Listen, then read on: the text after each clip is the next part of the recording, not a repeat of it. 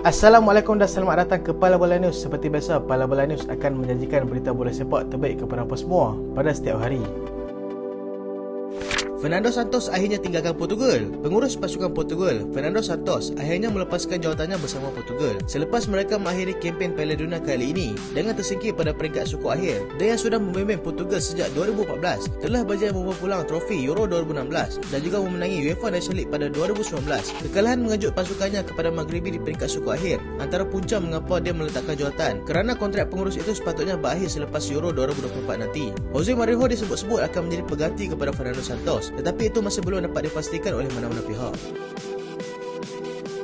Manchester United akan kurangkan kapasiti penyokong atas tujuan keselamatan. Manchester United sahkan yang mereka akan mengurangkan kapasiti kemasukan penyokong di Old Trafford untuk perlawanan Piala AFL antara mereka dan juga Burnley pada Khamis minggu hadapan. Pengurangan kapasiti itu adalah di atas permintaan dan juga nasihat daripada pihak berkuasa. Selepas bertemu dengan hari tunjuk perasaan yang melibatkan North West Ambulance Service, di atas sebab tersebut, perkhidmatan ambulans terpaksa dikurangkan akibat masalah tidak cukup pegawai untuk mengendalikannya. Mereka akan mengurangkan kapasiti daripada 74,000 penyokong kepada 62,000 penyokong sahaja. Messi tidak kelihatan semasa sesi latihan. Lionel Scaloni memberikan respon positif mengenai ketiadaan Lionel Messi semasa sesi latihan adalah disebabkan dia membahagikan kepada dua kumpulan dan Messi berada bersama kumpulan yang menjalani latihan ringan dalam gym. Messi yang merupakan tonggak utama Argentina dilihat seakan-akan mengalami kecederaan hamstring ketika pasukannya menyingkirkan Croatia tempoh hari, tetapi telah dinafikan oleh pengurus mereka sendiri. Scaloni juga menjelaskan yang mereka akan lebih kerap berada dalam gym berbanding di atas padang bagi melakukan recovery sebagai persediaan untuk final nanti. Maghribi hantar protes kepada FIFA. Kisah ajak pasukan Maghribi dalam Piala Dunia kali ini telah ditamatkan oleh Perancis di peringkat separuh akhir, tetapi mereka merasakan masih ada isu yang patut diperbetulkan pada ketika ini. Persatuan Bola Sepak Diraja Maghribi telah membuat aduan rasmi terhadap FIFA ke atas pengadil Cesar Ramos yang mengadilkan perlawanan pada ketika itu. Pihak Maghribi merasakan terdapat beberapa keputusan yang dilakukan oleh pengadil tersebut sangat-sangat tidak masuk akal sehingga kan menjadi antara punca kekalahan mereka. Tujuan mereka membuat aduan ini adalah untuk memastikan perkara-perkara sebegini tidak akan berlaku lagi pada masa hadapan.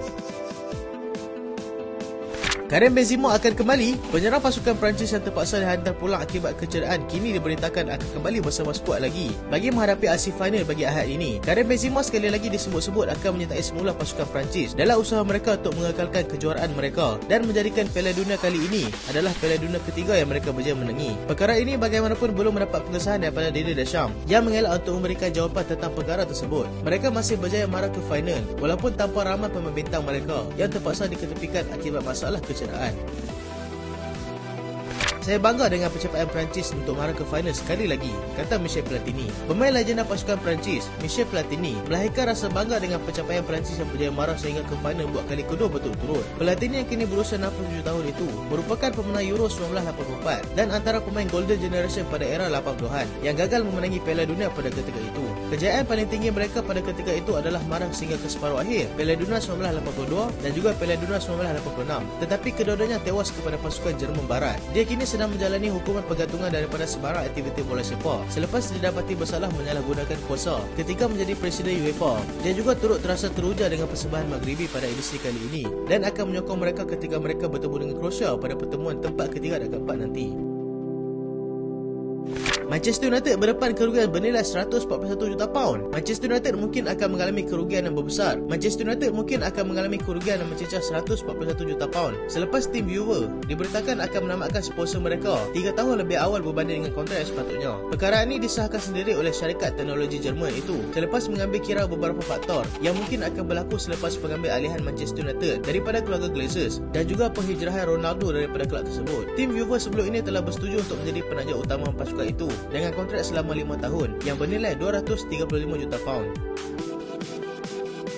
Wijnaldum kembali jalani latihan. Pemain antarabangsa Belanda kini sedang beraksi bersama AS Roma itu sudah kembali menjalani latihan bersama pasukan selepas terpaksa berehat panjang kerana mengalami masalah patah kaki sebelum ini. Dia dipinjamkan daripada PSG selepas hanya bermain selama 1 musim bersama gegasi Lewat itu. Juga terlepas untuk mewakili Belanda pada Piala Dunia di Qatar. Dia semakin cergas itu sangat berharap untuk mendapat kembali role-nya dalam kesebelasan utama skuad Jose Mourinho selepas tamat cuti Piala Dunia nanti.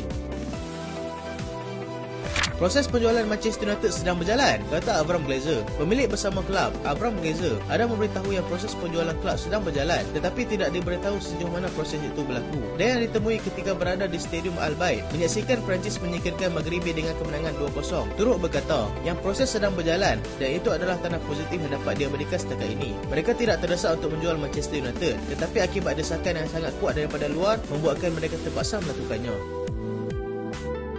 Satu lagi kejohanan mungkin cukup untuk Southgate, kata Gary Neville. Gary Neville memberikan pendapat yang Southgate mungkin patut dibiarkan untuk mengendalikan England sehingga kontraknya tamat selepas Euro 2024 nanti. Dia berpendapat atas faktor perancangan dan juga persiapan yang mungkin telah dilakukan oleh pengurus tersebut sebagai persediaan mereka untuk menghadapi kejohanan bola sepak terbesar di Eropah itu nanti. Gareth Southgate kini berada dalam kedudukan kelima dalam senarai pengurus yang telah mengendalikan England dengan rasio kemenangan secara keseluruhan sebanyak 60.5%.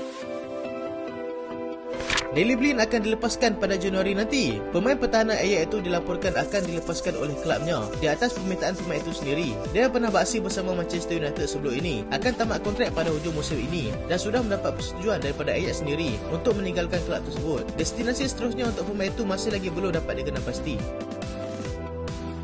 Matheus Cunha bakal ke EPL. Matheus Cunha dilaporkan akan berhijrah keluar daripada Atletico Madrid dengan menjadikan EPL sebagai destinasi seterusnya. Wolves dilihat sebagai kelab yang akan membawa masuknya ke EPL, tetapi mereka terpaksa berdepan dengan saingan hebat daripada Aston Villa, Everton dan juga Leeds United. Matheus Cunha yang baru menyertai Atletico Madrid pada 2021 mungkin akan dilepaskan kerana aksinya semakin tidak konsisten dan semakin kurang mendapat perhatian daripada Diego Simeone sendiri.